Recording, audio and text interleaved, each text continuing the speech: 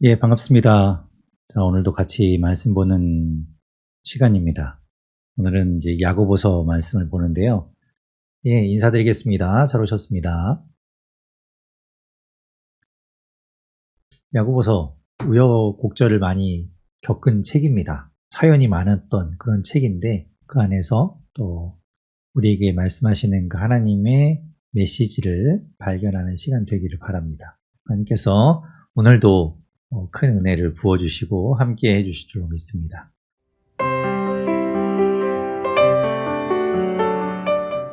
살아계신 하나님, 주님 앞에 갑니다. 하나님, 우리를 불쌍히 여겨주시고 우리를 긍휼히 여겨주셔서 하나님의 은혜를 부어주십시오. 하나님의 은혜가 없이는 살 수 없는 우리 주님 앞에 우리의 모든 것들을 구하며 나아갑니다. 오늘 말씀 가운데 하나님의 은혜를 부어주시고 하나님께서 말씀하여 주시고 우리의 삶을 인도하여 주셔서 하나님의 뜻대로 살아가는 우리 모두가 되도록 이 시간 함께하여 주시옵소서. 모든 것 주님께 맡깁니다. 예수님 이름으로 기도드립니다. 아멘. 오늘 보는 이제 야고보서부터는 쓴 사람의 이름이 편지의 제목이 됩니다. 그런 걸 우리가 볼 수 있어요. 자, 그래서 이제 받는 사람들은 누구인가? 사실은 바울 서신 같은 경우에는 받는 사람들이 딱딱 정해져 있었습니다. 그런데 이 히브리서부터에는 받는 사람들이 어느 한 지역에 있는 교회거나 어떤 사람이 아니라 그냥 이렇게 넓게 모든 교회가 되도록이면 같이 볼 만한 그런 내용들을 담고 있어요. 그러니까 바울 서신은 사실은 한 교회의 문제, 한 교회의 어려움 이런 것들을 대해서 이렇게 응답하거나 권면하거나 이런 내용들을 담고 있는데 이 일반 서신이나 공동 서신이라고 부르는 이 뒤에 있는 서신들은 보편적인 이야기들을 담고 있죠. 그 모든 교회가 같이 생각해보고 같이 보면 좋을 내용들을 담고 있어요. 자, 오늘 야고보서를 보니까 야고보서의 주제는 전체적인 주제를 뭘 이야기하냐면 믿음은 믿음인데 그 믿음이라는 것이 행함으로 인해서 행위로 인해서 완전해진다라는 것을 주제로 담고 있어요. 그래서 믿음만을 강조하는 것이 아니라 그에 따른 행위, 행함도 강조하고 있는 서신서입니다. 전체적인 내용을 보게 되면 5장으로 되어 있는 내용들이 사실은 이거를 이렇게 나누기가 되게 애매해요. 그러니까 뭐 어떤 일관성이 있게 쭉 이야기가 되고 그거 끝나면 다음 이야기를 하는 바울 서신들처럼 그렇게 이제 정리되어 있는 서신이 아니라서 다 섞여 있는 것 같은. 그래서 이제 딱 어디서부터 어디까지는 무슨 이야기 이렇게 구분하기가 사실 좀 어려운 그런 서신서입니다. 이 야고보서가. 그래서 이제 대충 요 이제 내용을 제가 뭐 여러 가지 책에서 이제 참고로 해서 이렇게 나눠 놓긴 했는데요. 요것도 사실은 요 책에서만 이렇게 한 거고 각 책마다 이 구조를 다 다르게 보고 있어서 그냥 여러분은 참고만 하십시오. 보시게 되면 1장 18절까지는 그냥 시험에 대한 이야기가 나온다.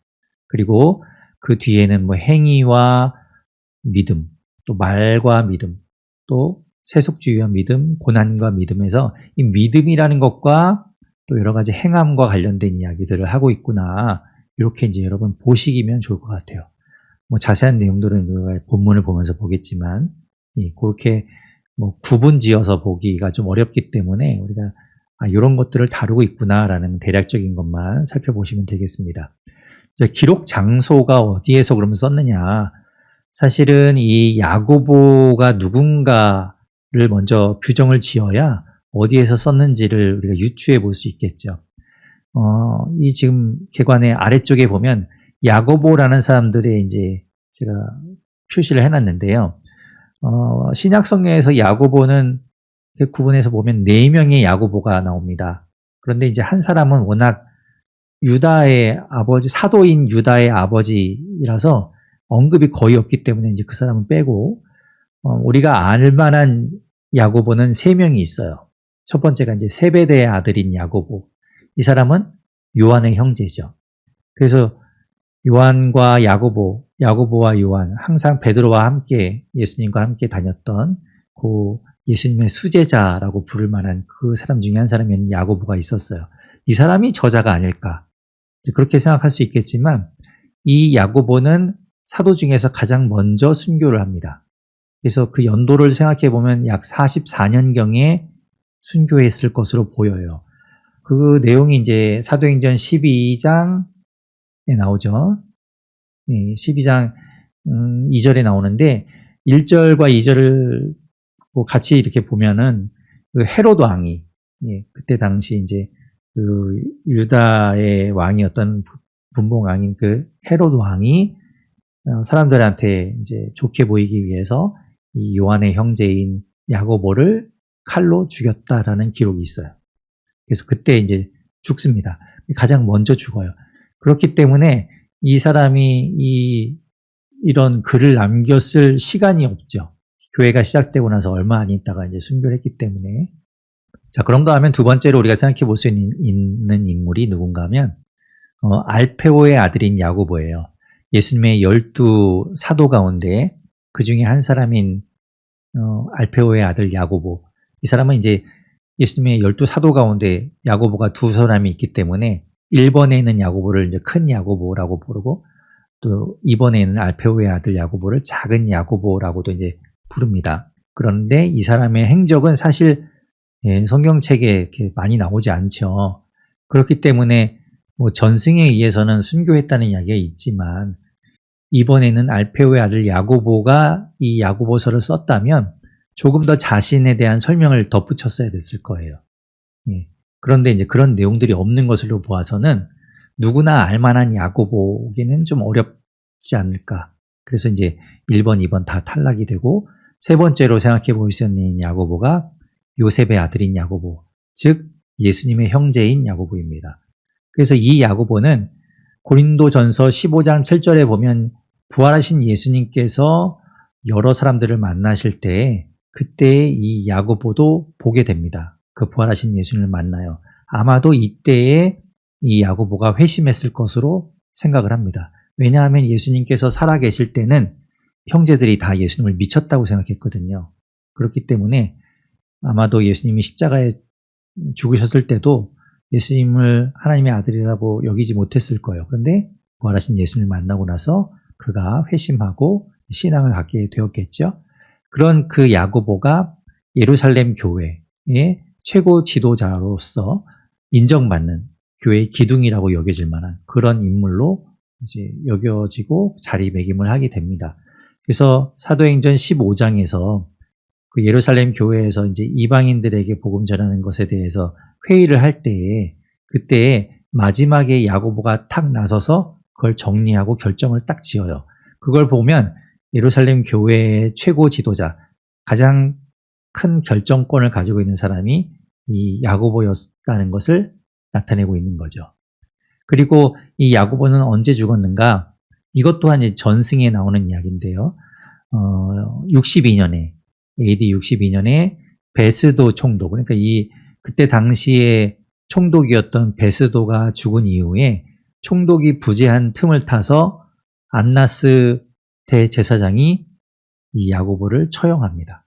그래서 그때 이제 이 야고보가 죽게 된다는 이야기가 전해져 오고 있어요. 그래서 아마도 야고보서의 저자는 이 예수님의 형제인 야고보가 아니겠는가라고 보는 겁니다. 그렇다면 이야기했듯이 이 야고보는 예루살렘 교회의 지도자였기 때문에 예루살렘에서 썼겠죠. 그래서 이제 기록 장소가 예루살렘이 되는 거고요. 언제 쓰여졌는가? 이제 기록 연도는 사실 두 가지 설이 있습니다.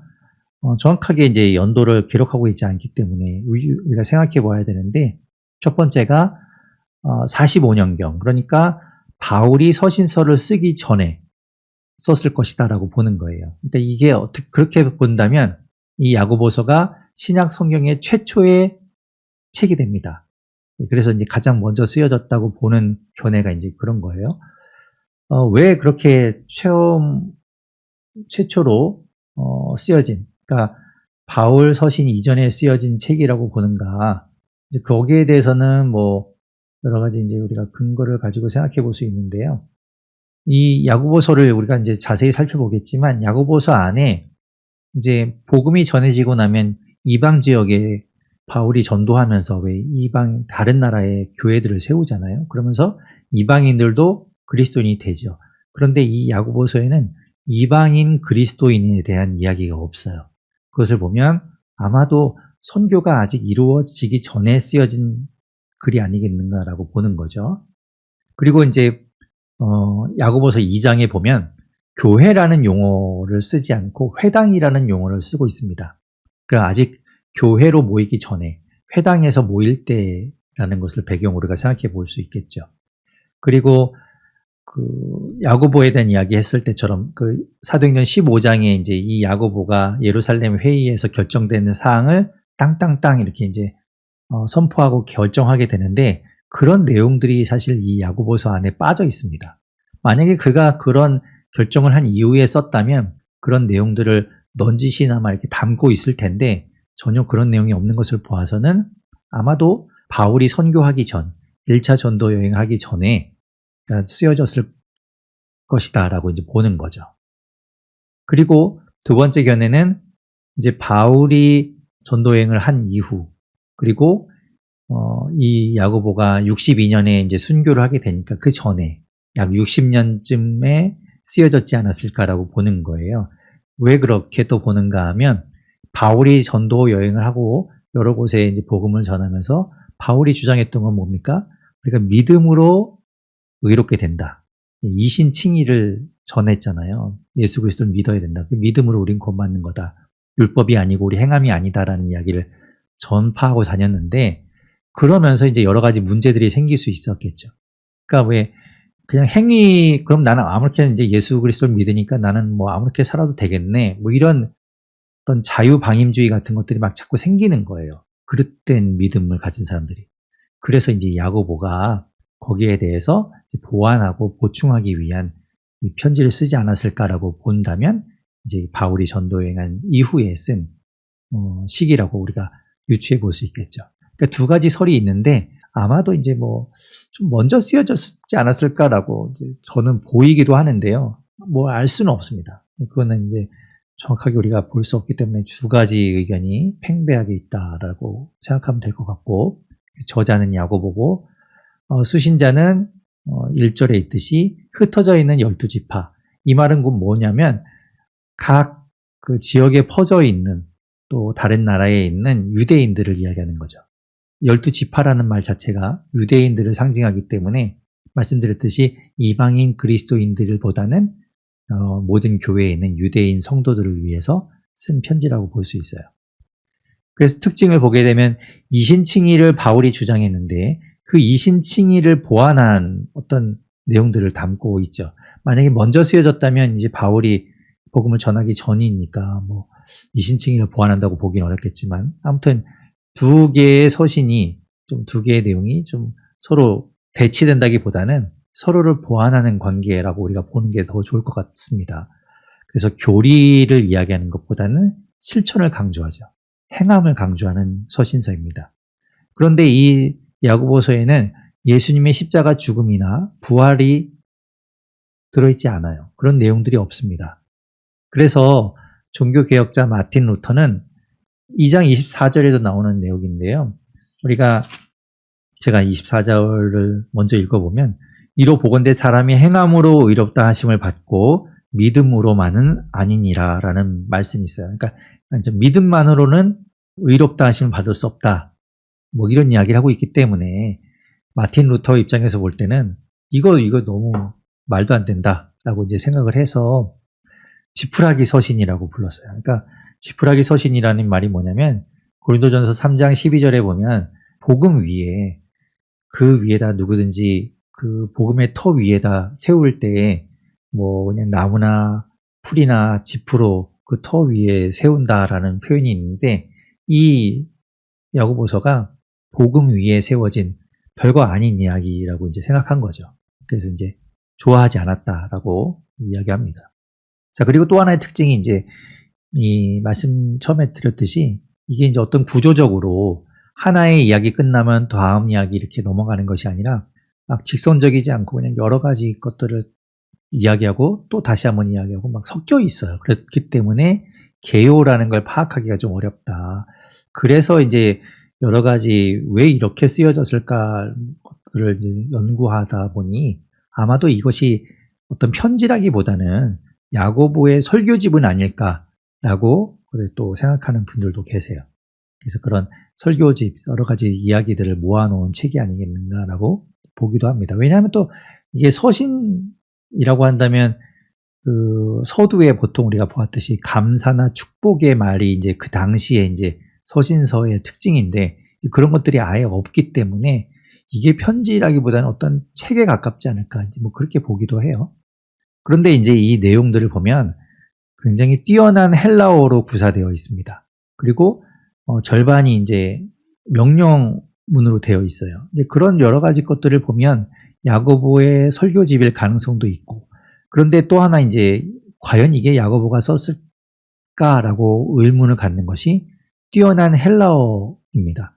그러니까 이런 고급 헬라어를 과연 야고보가 이걸 썼을까? 이제 뭐 그런 의문도 갖게 되는 거죠.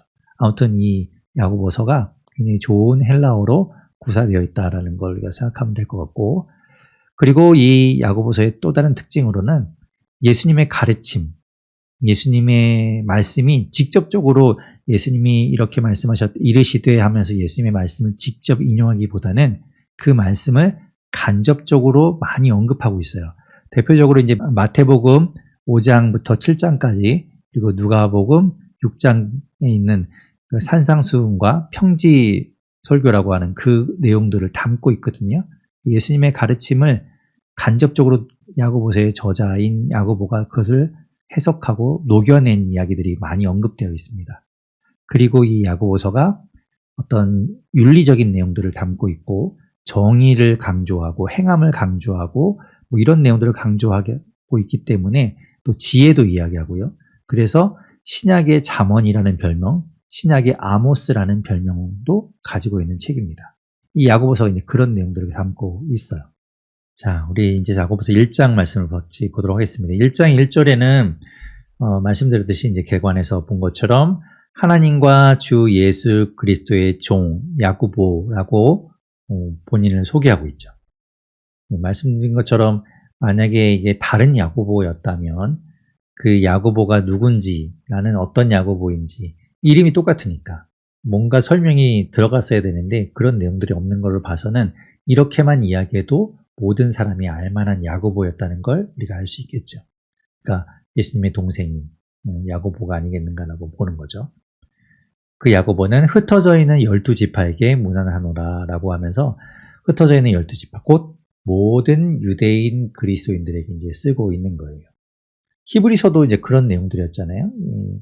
히브리서도 유대인들을 대상으로 썼었어요. 그때의 유대인들은 이제 예수 그리스도를 믿었다가 다시 유대교로 돌아가거나 아니면 이단에 빠져서 그 믿음을 저버리려고 하는 그런 사람들을 붙들고 이야기하는 내용이었는데, 오늘 이 야고보서는 그 사람들뿐만 아니라 이제 모든 유대인 그리스도인들을 향하여 쓴 편지라고 볼 수 있습니다.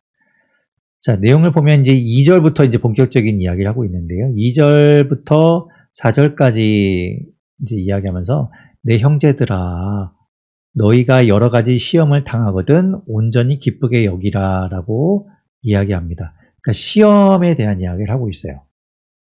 이때 당시 초대교회는 여러 가지 어려움을 당하고 있었죠. 박해를 받는 것뿐만 아니라 어떤 그런 신변의 위협뿐만 아니라 경제적인 활동에서도 굉장히 소외되고 그러면서 어려움에 처해 있었어요. 그러니까 그런 여러 가지 어려움들 시험이라고 이야기하면서 그것들이 이제 힘들고 그것으로 인해서 좌절하기 쉬운데 야고보서의 저자는 그것을 온전히 기쁘게 여기라라고 이야기하고 있습니다. 이 내용이 사실은 왜 마태복음 5장에 이제 산상수훈이 있는 내용에 보면 처음에 뭘 이야기하냐면 팔복을 예수님께서 말씀하시죠. 그 팔복에 보면 그 이어지는 내용이 이제 11절, 12절에 보면 너희가 너희를 욕하고 박해하고 거짓으로 너희를 거슬러 모든 악한 말을 할 때 너희는 복이 있다. 너 그걸 기쁘게 받아라 라고 이야기하죠. 기뻐하고 즐거워하라. 왜냐하면 하늘에서 너희의 상이 크기 때문이다 라고 말씀하셨는데, 그것이 이제 말씀드린 것처럼 직접적인 인용이 아니라 그것을 간접적으로 지금 여기서도 이야기하는 거예요. 시험을 당하거든 온전히 기쁘게 여겨라 라고 이야기하죠. 왜 그런가? 3절에 말합니다. 이는 너희 믿음의 그 시련이 인내를 만들어내는 줄 너희가 알미라. 그 시험을 통해서 우리가 인내가 생기고 인내가 자라가게 된다는 거예요.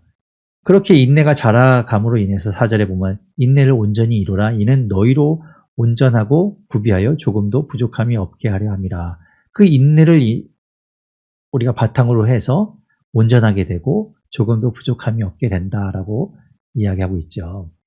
마찬가지로 이제 이것 또한 마태복음 5장 48절에 있는 것처럼 아버지의 온전하심과 같이 너희도 온전하라고 했던 그 예수님 말씀을 떠올리게 합니다.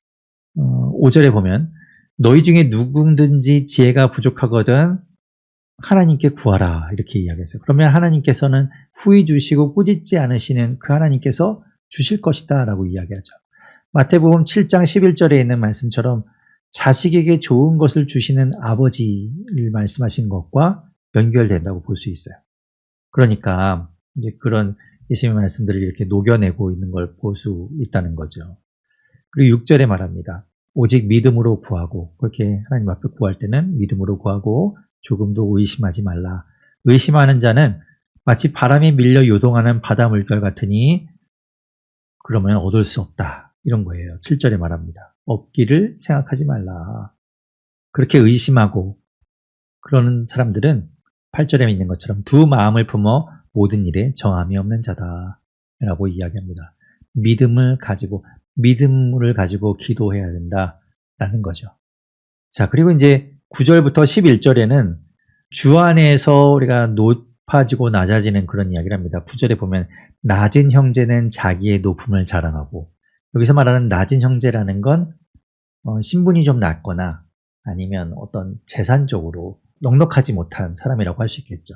그런 형제들은 자기의 높음을 자랑하라라고 했는데 어떻게 그런 사람이 자기의 높음을 자랑하는가? 주 안에서 높아진 것, 그것을 자랑하라고 이야기하는 거예요. 사회적으로는, 우리 신분적으로는 자랑할 것이 없을지 몰라도 주 안에서는 우리가 똑같은 자로 하나님의 귀한 자녀로 여김을 받았기 때문에 그것을 자랑하라.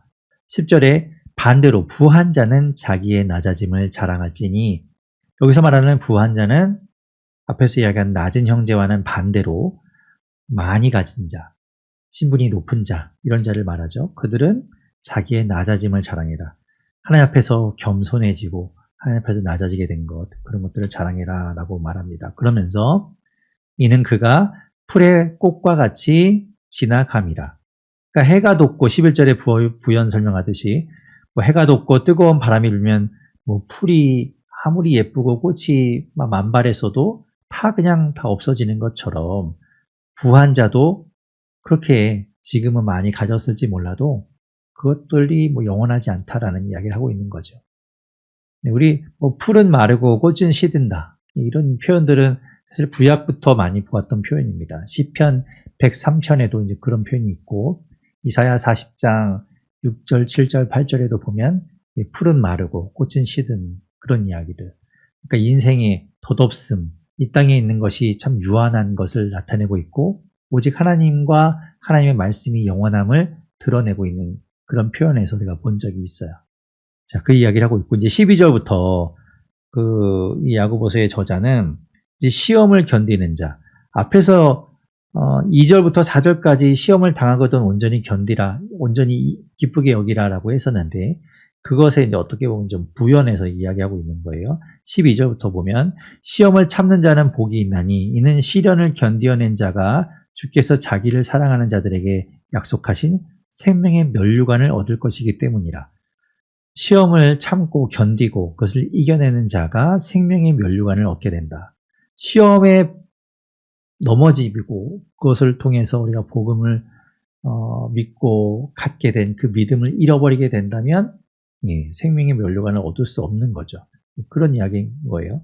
13절에 보면 사람이 시험 받을 때에 내가 하나님께 시험을 받는다 하지 말지니 하나님은 악에게 시험을 받지도 아니하시고 친히 아무도 시험하지 아니하시느니라. 이 13절의 말씀은 조금 어색하죠. 그러니까 앞에서 시험을 당하거든 기쁘게 여겨라, 그게 인내를 만들어낸다. 12절에서는 시험을 참는 자가 복이 있다.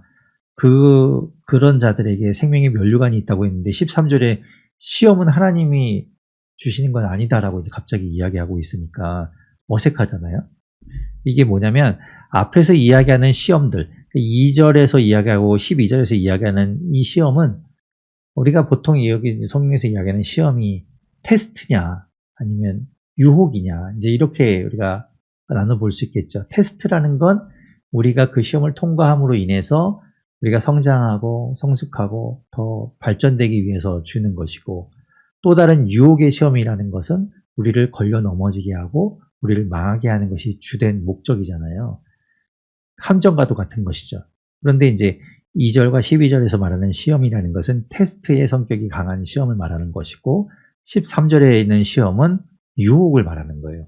그러니까 문맥적으로 우리가 같은 단어이지만 문맥상 이것을 좀 다르게 우리가 바라봐야 되는 것이죠. 똑같이 바라본다면 이게 말이 안 되니까 그렇습니다.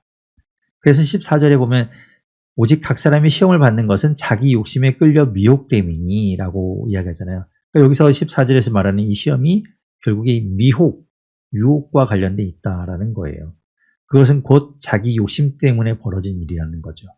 하나님께서 테스트하기 위한 것이 아니라 우리가 욕심을 부려서 유혹에 빠지고 미혹되기 때문이다. 그렇기 때문에 15절에 욕심이 잉태한 즉 죄를 낳고 죄가 장성한 즉 사망을 낳느니라. 결국 12절 끝에 이야기했듯이 생명의 면류관을 얻는 것이 아니라 사망에 이르게 되는 것을 이야기하고 있는 거죠. 그러면서 16절에 이야기합니다.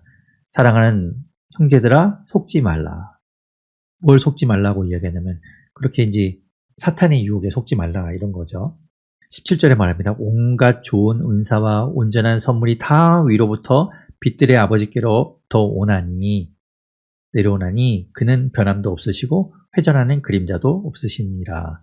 변함도 없으시고 회전하는 그림자도 없으시다. 하나님은 변함없는 분이다. 하나님은 언제나 신실하신 분이다. 그걸 이야기하는 거죠.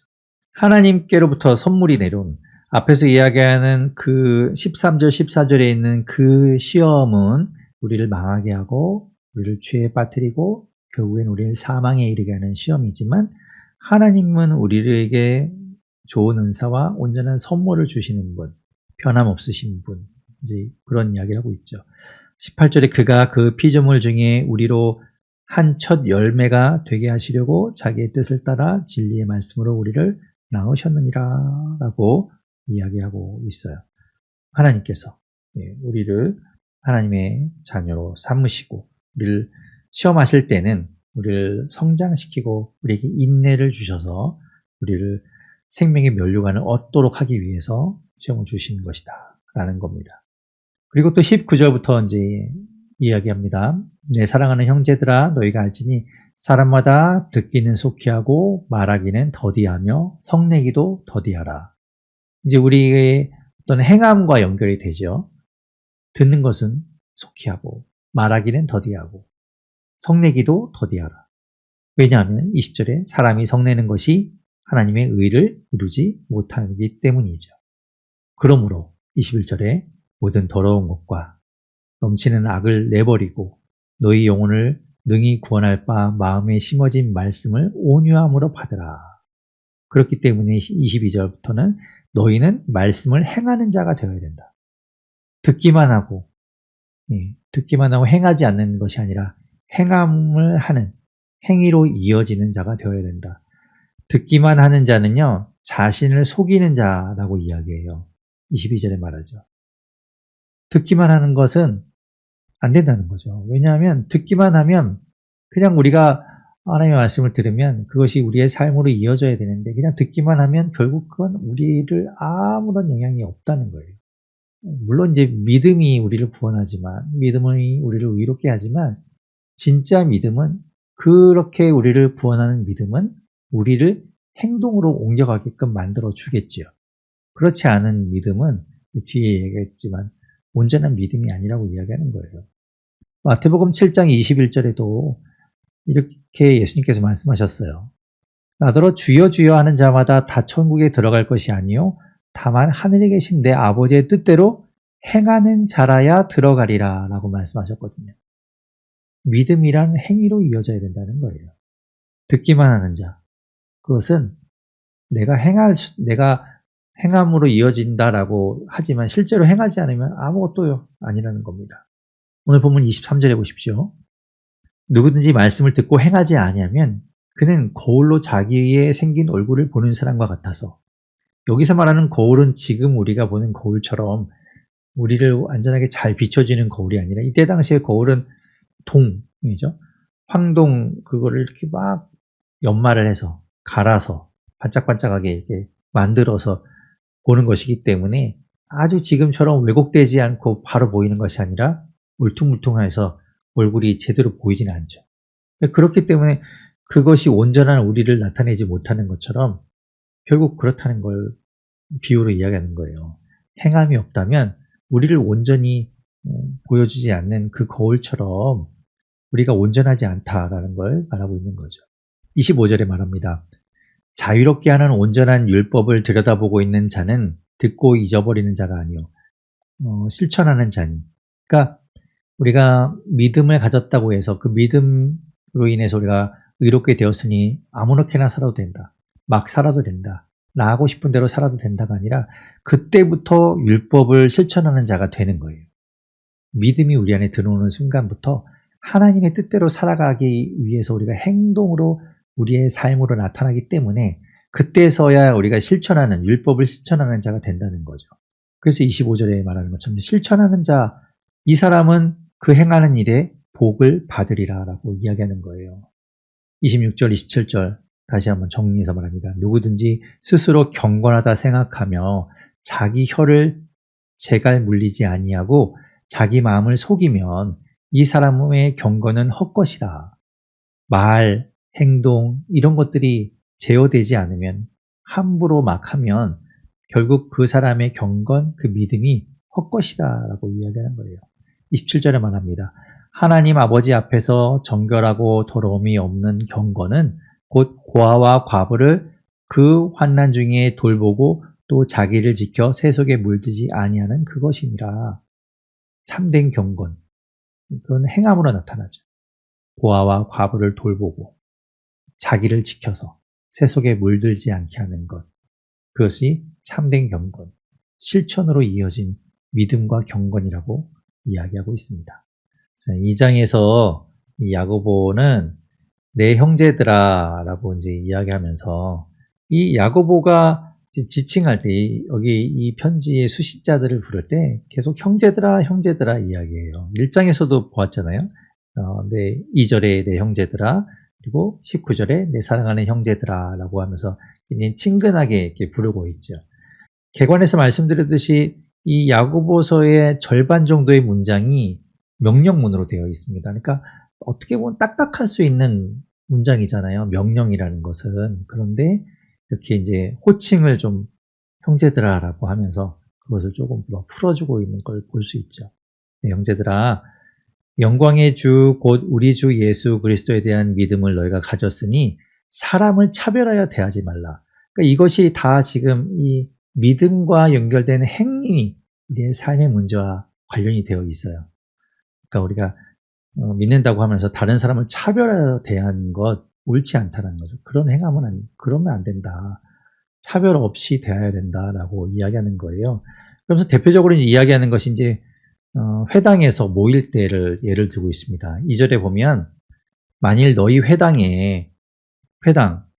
당시에 이제 유대인들이 모이던 곳에 하나님의 말씀, 이때 당시는 구약의 말씀이니까 그 말씀을 듣고 그 말씀을 또 해석해 주고 함께 모여서 말씀을 듣고 기도하고 하던 곳이 회당인데, 그 회당이 여전히 이제 사람들이 모이는 곳으로 이제 이 야고보서는 이야기하고 있죠. 교회이기보다는 회당을 언급하고 있습니다. 그래서 너희 회당에 금 가락지를 끼고 아름다운 옷을 입은 사람이 들어오고, 또 어떤 사람은 남루한 옷을 입은 사람, 그래서 가난해 보이는 사람이 들어올 때 너희가 아름다운 또 금가락지를 낀 사람을 이렇게 보고 있다가 좋은 자리로 인도해주고, 가난하고 남루한 옷차림으로 오는 사람들은 아유 저쪽으로 가시오, 저쪽에 저쪽 끝에 그냥 아무데나 앉으시오, 막 이렇게 말한다는 거죠. 그렇게 차별한다는 거예요. 4절에 보십시오. 너희끼리 서로 그렇게 차별하면 악한 생각으로 판단하는 자가 되는 것 아니냐. 악한 생각으로 판단하는 거 아니냐. 그래서 5절에 내 사랑하는 형제들아 들을지어다. 하나님이 세상에서 가난한 자를 택하사 믿음에 부요하게 하시고 또 자기를 사랑하는 자들에게 약속하신 나라를 상속으로 받게 하지 아니하셨느냐. 결국 이 말이 앞에 1장에서 보았던 1장 9절에 있는 내용이에요. 1장 9절에서 낮은 형제는 자기의 높음을 자랑하고 라고 했는데 이게 어떻게 보면 좀 갑자기 생뚱맞은 이야기가 툭 튀어나오고 아니 낮은 형제가 어떻게 자기의 높음을 자랑한다는 건가.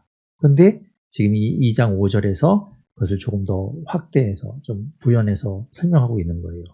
가난한 형제가 하나님께서 그를 택하여 세상 가운데 믿음에 부요하게 하셨고 또 그 하나님의 나라를 상속받게 하셨으니 이 얼마나 높아진 것 아니겠는가. 얼마나 하나님께 많은 것을 받는 거 아닌가라고 이야기하는 거죠. 그런데 6절에 그런데 너희는 도리어 가난한 자를 업신여겼도다. 하나님이 택하신 자, 하나님이 그렇게 세우신 자를 너희가 그 겉모습만 보고 차별하고 업신여겼다는 거예요. 부자 너희가 그렇게 좋아하고 막 가서 아부하고 막 손바닥이 지문이 닳도록 막 이렇게 비볐던 그 부자가 너희한테 잘해줄 것 같느냐. 6절부터 보십시오. 부자는 너희를 억압하고 법정으로 끌고 가지 않느냐.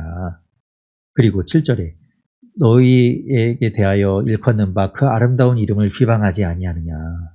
8절에 그래서 하고 싶은 말이 이거예요. 성경에 기록된 대로 내 이웃을 사랑하기를 내 몸과 같이 사랑하라고 하셨다. 그것이 최고의 법이다. 그걸 지켜야 되지 않겠냐. 겉모습만 보고 판단하지 말고 차별하지 말고 제발 내 이웃을 내 몸과 같이 사랑해라 라고 이야기하는 거죠. 이 내 이웃을 내 몸과 같이 사랑하라는 말은 성경에서 정말 우리가 많이 봤죠. 레위기 19장 18절 이제는 뭐 웬만하면 외우실 수도 있어요. 하도 많이 봤기 때문에. 복음서에서도 예수님의 말씀을 많이 보았고 또 서신서마다 우리가 보았는데 원래 이제 나왔던 게 레위기 19장 18절에 있는 말씀이고 또 복음서에서는 뭐 예수님이 많이 말씀하셨기 때문에 복음서의 내용들은 좀 넉넉하고더라도 서신서에서도 로마서, 바울 서신인 로마서, 갈라디아서 아주 그 믿음의 교리를 잘 이야기하고 있는 그 책에서도 다 이야기하고 있는 거예요. 내 이웃을 내 몸과 같이 사랑하라고 하셨다. 너희가 들었지 않느냐. 율법이 그거다. 이제 뭐 그런 이야기를 하고 있어요. 그런데 이 야고보서의 저자 또한 그것을 이야기하는 거죠. 그것이 최고의 법이다. 최고의 법이다. 사실 그래요. 예수님께서도 말씀하셨지만 율법을 모든 율법 그 두껍고 그 많은 율법의 이야기들을 딱 핵심적으로 압축하면 주 너의 하나님을 사랑하는 것. 마음을 다하고 뜻을 다하고 그렇죠? 생명을 다해서 주 하나님을 사랑하는 것. 그리고 내 이웃을 내 몸과 같이 사랑하는 것. 이 두 가지라고 예수님 말씀하셨잖아요. 이게 너무나 중요한 이야기인 거죠. 그런데 9절에 보십시오. 만일 너희가 사람을 차별하여 대하면 죄를 짓는 것이니 율법이 너희를 범법자로 정죄하리라. 율법을 아무리 유대인들을 대상으로 썼다고 했잖아요. 너희가 뭐 이 유대인이라고 해서 그리스도인이 되었다고 율법을 완전히 다 버려버렸을까요? 그렇지 않겠죠. 그들은 평생 그것에 물들어 왔기 때문에 예수 그리스도를 믿긴 하지만 그럼에도 불구하고 자신들의 생활이 되어왔던 그 율법을 완전히 다 버리지 못하고 그것에 물들어서 그 습관처럼 그렇게 살아갔을 거예요. 어떻게 그것을 완전히 다 버릴 수 있겠어요? 그런데 너희가 그렇게 율법을 지금도 우리 또 지키고 있는데 그렇게 10절에 보십시오. 누구든지 온 율법을 지키다가 그 하나를 범하면 모두 범한 자가 되나니 율법에 613개의 조문이 있다고 하는데 그것을 아무리 지킨다고 해도 612가지는 지켰지만 한 가지를 어기면 율법을 어긴 거고 그렇잖아요. 그런 원리잖아요. 그러면서 11절에 있는 10계명에 있는 조문을 예로 들어서 이야기하죠. 10계명에 이제 출애굽기 20장과 신명기 5장에 나오는데 보면 살인하지 말라, 간음하지 말라 이 두 조문이 있죠. 그런데 그 말씀이 있는데 간음하지 않아서도 살인하면 이 계명을 어긴 것 아니냐라고 야고보가 이야기하는 겁니다. 그러면서 12절에 너희는 자유의 율법대로 그 율법대로 이게 이제는 율법이 우리가 이전에 유대인들은 율법을 지킴으로 인해서 의롭게 되기 위해서 율법을 지켰잖아요. 그런데 이제는 달라졌죠. 이들은 예수 그리스도를 믿음으로 인해서 믿음을 가진 율법을 지키는 거잖아요. 이게 좀 바뀌었죠. 그러니까 우리는 믿음으로 의롭게 된 자가 율법을 지키는 거니까 이전과는 좀 앞뒤가 바뀌어버린 겁니다. 그래서 자유의 율법이라고도 이야기하는 거예요. 자유의 율법대로 심판을 받을 자처럼 말도 하고 행하기도 하라. 13절 긍휼을 행하지 아니하는 자에게는 긍휼 없는 심판이 있으리라. 긍휼은 심판을 이기고 자랑하느니라 라고 이야기합니다. 이것도 이제 예수님의 말씀 가운데, 예수님의 가르침 가운데 있는 내용들을 녹여낸 것이라고 볼 수 있어요. 마태복음 6장, 7장에 보면 용서에 대한 이야기, 그리고 비판에 대한 이야기를 하시면서 너희가 다른 사람의 잘못을 용서하면 하나님께서도 너희를 용서해 주실 것이고 너희가 용서하지 않으면 하나님께서도 너희 잘못을 용서하지 않으실 것이다 라는 이야기와 또 7장에서는 비판도 마찬가지죠. 너희가 비판하는 그 비판으로 너희도 비판을 받을 것이고 너희가 헤아리는 그 헤아림으로 너희가 헤아림을 받을 것이다 라고 말씀하셨어요. 그러니까 우리가 행한 대로 우리가 받게 된다는 걸 이야기하는 거죠. 그것이 이제 오늘 13절에 있는 내용하고도 연결이 된다고 볼 수 있습니다. 그리고 14절부터 이제 행함이 없는 믿음에 대한 것들을 쭉 이야기해요. 믿음과 행함에 대한 그 관계를 이야기하는데요. 14절에 보면 내 형제들아 만일 사람이 믿음이 있노라 하고 행함이 없으면 무슨 유익이 있으리요?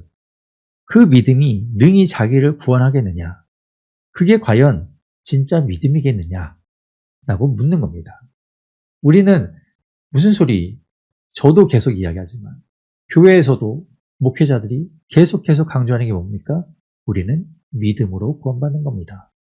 행함으로 구원받는 것 아니라 우리의 의로 구원받는 것 아니라 우리의 공로로 구원받는 것 아니라 우리의 믿음으로 구원받는 겁니다. 라고 강조했어요. 이야기했지만 과연 그 믿음을 가졌다고 이야기하는 사람들이 행함으로 연결되지 않는다면 과연 그 믿음이 온전한 믿음이라고 할 수 있겠느냐라고 묻고 있는 거죠. 내가 믿음을 가졌어. 나는 예수 그리스도를 믿어. 나는 지금 당장 죽어도 천국 갈 것을 믿어. 그런 믿음이 있어요. 그런데 그것을 우리가 어떻게 알 수 있습니까? 내가 과연 진짜 믿음이 있는 건가? 말로는 하고 있지만 진짜 믿음이 있는 건가? 나의 행함을 보면 알 수 있다는 거예요. 행함이 전혀 이전과 달라지지 않았다면 정말 예수 그리스도를 믿는 그 믿음대로 살지 않는다면 과연 내 안에 정말 믿음이 있는 것인가 돌아봐야 하는 것이죠. 15절에 이제 예를 들어서 이야기합니다. 만일 형제나 자매가 헐벗고 일용할 양식이 없는데 그죠? 그게 같은 공동체 안에 누군가 헐벗고 양식이 없어서 줄이고 있는데 16절에 누구든지 그에게 이르되 평안히 가라. 덥게 하라. 왜 춥게 이렇게 옷을 춥게 입고 다녀? 따뜻하게 입어. 왜 이렇게 평안하게 좀 있지? 또 아유 배부르게 좀 하고 다녀. 왜 이렇게 맨날 굶고 다녀? 그가 일용할 양식이 없고 또 어려워서 헐벗는 걸 보면서도 그렇게 이야기하고 아무것도 주지 않는다는 건 그거에 과연 무슨 믿음이겠는가? 라고 이야기하는 거예요. 그러면서 17절에 말하죠. 이와 같이 행함이 없는 믿음은 그 자체가 죽은 것이다. 과연 그 믿음이 구원에 이르게 하는, 의롭게 되게 하는 그런 능력이 있다고 말할 수 있겠는가? 그래서 이 14절부터 26절까지 이 행함이 없는 믿음이라는 말이 계속해서 등장하고 있어요. 17절에 지금 이야기하잖아요. 행함이 없는 믿음. 또 예를 들어서 말합니다. 어떤 사람은 18절에 말하기를 너는 믿음이 있어. 그래 너 믿음이 있는 거 알아. 나는 행함이 있어. 그러니 행함이 없는 네 믿음을 나한테 한번 보여봐. 네가 진짜 믿음이 있다고 하는데 그걸 나한테 보여봐라. 나는 행함으로 내 믿음을 보여주겠다. 그렇게 한다면 누가 진짜 믿음이 있는 사람으로 보이겠는가라는 거죠. 19절에 네가 하나님은 한 분이신 줄 믿느냐? 잘 아는도다. 귀신들도 그렇게 믿고 떠느니라. 그런데 그러면서도 그런 믿음을 가지고 있으면서도 행함이 없다면 20절에 허탄한 사람아, 이 허탄한 사람아, 행함이 없는 믿음이 헛것인 줄을 알고자 하느냐. 행함이 없는 믿음은 다 부질없는 거야 라고 이야기하죠. 그러면서 또 예로 든 것이 21절에 보면 아브라함을 예로 들고 있습니다. 우리 조상 아브라함이 그 아들 이삭을 제단에 바칠 때, 이게 언제 이야기입니까? 창세기 22장의 이야기잖아요. 아브라함이 이삭을 제물로 바치려고 할 때 하나님께서 말씀하시자 아브라함은 그 하나님의 말씀을 즉각적으로 순종합니다. 왜 그렇습니까? 하나님을 믿기 때문이에요. 우리가 히브리서에서 봤잖아요. 히브리서에서 11장에 아브라함이 왜 그런 일을 했다고요? 하나님이 이삭을 통해서 민족을 일으키고 자손을 이어가게 하신다고 하셨으니 그 말씀을 믿고 내가 이삭을 제물로 바치더라도 하나님께서 이삭을 다시 살리실 거야. 하나님이 약속하셨으니 그 약속을 어떻게든 이루실 거야. 그렇게 이삭이 죽음으로 해서 끝나지 않을 거야 라는 걸 그가 믿었다는 거예요. 그렇기 때문에 이삭에게 칼을 내꽂으려고 한 것이죠. 믿음이 행동으로, 삶으로, 행함으로 이어진 겁니다. 오늘 본문 21절에 보면 그 이삭을 제단에 바칠 때 행함으로 의롭다 하심을 받은 것이 아니냐. 물론 그 행함은 믿음에서 나오는 행함이죠. 그냥 행함이 아니라 믿음에서 비롯된 행함 아닙니까? 그러니까 아브라함을 보라 이렇게 이야기하는 거예요. 22절에 말하기를 네가 보거니와 믿음이 그의 행함과 함께 일하죠. 그렇잖아요. 믿음은 그냥 믿음으로 있는 게 아니라 믿음은 행함으로 이어진다는 거죠. 같이 다니는 거예요. 그의 행함과 함께 일하고 행함으로 믿음이 온전하게 되었느니라. 지금 이걸 강조하고 있는 거예요. 그러니까 야고보서가 바울 서신에서 이야기하는 이신칭의와 다르다? 아니요. 여기서 이야기하잖아요. 행함으로 믿음이 온전하게 되는 거다. 같이 가는 거다. 라고 이야기하고 있는 것이죠. 그러니까 하나가 빠진다면 하나는 온전하지 않다고 이야기하는 거예요. 행함이 없는 믿음이 헛것이고 죽은 것인 것처럼 믿음이 없는 행함 또한 부질없는 짓인 거죠. 믿음이 두 개가 같이 가야 되는 거죠. 그래서 23절에 이에 성경에 이른바 아브라함이 하나님을 믿으니 이것을 의로 여기셨다라는 말씀이 이루어졌고 그는 하나님의 벗이라 칭함을 받았나니. 이게 이제 그 창세기 22장의 내용을 이야기하면서 이사야 41장 8절에서 하나님께서 그 나의 벗이라고 했던 야곱 그리고 이스라엘을 가리켜 나의 벗이라고 이스라엘 자손을 가리켜서 그렇게 하나님께서 말씀하셨는데 아브라함이 행함, 아브라함이 믿음을 가지고 의로 여기셨다는 것은 바울도 이야기했었어요. 바울도 로마서 4장과 갈라디아서 3장에서 아브라함이 하나님을 믿음에 그것을 의로 여기셨다라는 이야기가 나오죠. 하지만 아브라함이 하나님을 믿었는데 그것이 행동으로 이어지지 않았다면 진짜로 이삭을 바치려고 하는 그 행동으로 이어지지 않았다면 과연 아브라함이 진짜 믿음이 있는가? 그렇게 말할 수 있는가? 그건 또 다른 의문을 갖게 되는 거죠. 자, 그래서 어쨌든 이 야고보서의 저자 야고보는 행함이 없는 믿음, 그것은 죽은 것이고 부질없는 것, 더 헛것이다. 그래서 결국 믿음이 있다면 행함이 따라야 한다라고 이야기합니다. 24절에 보십시오. 이로 보건대 사람이 행함으로 의롭다 하심을 받고 믿음으로만은 아니니라. 그래서 믿음이 필요 없다는 이야기 아닙니다. 행함으로만 구원받는 것, 행함으로만 의롭게 되는 것 아니라 아까 이야기한 22절에 있는 것처럼 믿음과 행함은 함께 가는 것이고 행함으로 인해서 믿음이 온전하게 되는 것이다. 그래서 22절과 24절 중요한 이야기입니다. 그 두 개가 이렇게 연결되는 거예요. 여러분 표시해 놓으십시오. 행방편으로 이렇게 쭉쭉 그어 놓으십시오. 22절, 24절. 중요한 내용입니다. 그러면서 25절에 또 기생 라합을 예로 들잖아요. 기생 라합 얘기는 어디 나옵니까? 여호수아 2장에서 그 여리고를 정탐하러 갔을 때 기생 라합이 그들을 숨겨주잖아요. 그때 왜 숨겨줍니까? 하나님을 믿기 때문에 전지전능하시고 하나님은 승리하시고 그 하나님의 민족인 이스라엘을 믿기 때문에 그들을 숨겨준 거죠. 그런 믿음이, 그런 행동이 그를 살렸다는 거 아닙니까? 그래서 25절에 말하죠. 이와 같이 기생 라합이 사자들을 접대하여 다른 길로 나가게 할 때 행함으로 의롭다 하심을 받은 것이 아니냐. 그가 하나님을 믿는다. 그것이 그 정탐꾼들을 살려주는 믿음으로, 그 믿음의 행위로 연결이 되었기 때문에 그가 의롭다 하심을 받은 것 아니냐라는 겁니다. 26절 결론. 그래서 그렇습니다. 영혼 없는 몸이 죽은 것 같이 행함이 없는 믿음은 죽은 것이니라. 같이 가야 됩니다. 믿음이 있다면 행함으로 연결돼야 돼요. 행함이 없는 믿음은 죽은 것이고 헛것이고 부질없는 것입니다. 그렇다고 해서 바울과 대치되는가 아니라고 했죠. 서로 보완되는 이야기예요. 사도 바울도 또한 이제 그런 이야기를 한 적이 있어요. 아주 직접적으로 이야기했다기보다는 보십시오. 갈라디아서 5장 6절 같은 경우에도 보면 그리스도 예수 안에서는 할례나 무할례나 효력이 없으되 사랑으로서 역사하는 믿음뿐이니라. 그러니까 믿음이라는 것이 사랑으로 연결된다. 그러니까 사도 바울은 사랑 이야기를 많이 했잖아요. 고린도전서에서도 사랑 이야기. 사랑이라는 것이 감정이 아니죠. 그 사도 바울이 이야기하는 사랑은 행함이에요. 행함으로 연결되는 것.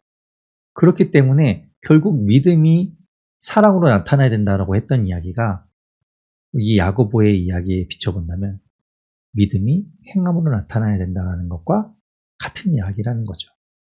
같은 이야기하고 있는 겁니다. 서로 다른 이야기하고 있는 것 아니라.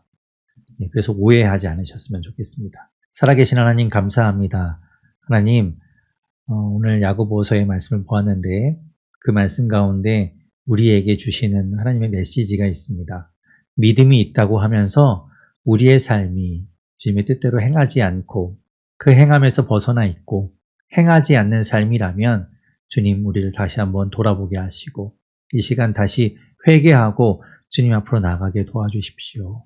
하나님 우리에게 바라시는 것이 믿음이고 그 믿음이 삶으로 이어져서 온전한 믿음으로 의롭게 되는 것일 텐데 우리가 믿음이 있다고 이야기하고 들었다고 이야기하고 안다고 이야기하지만 그런 우리의 믿음과 알미 삶으로 연결되지 않고 행함으로 연결되지 않는 우리의 모습들을 보게 됩니다. 주님 도와주십시오. 우리의 삶으로 나타나게 도와주시고 우리의 언행과 우리의 모든 것들이 주님의 말씀과 믿음 안에 우리의 모든 교정이 이루어지도록 주님 도와주시옵소서. 모든 것 주님께 맡기며 예수님 이름으로 기도드립니다. 아멘.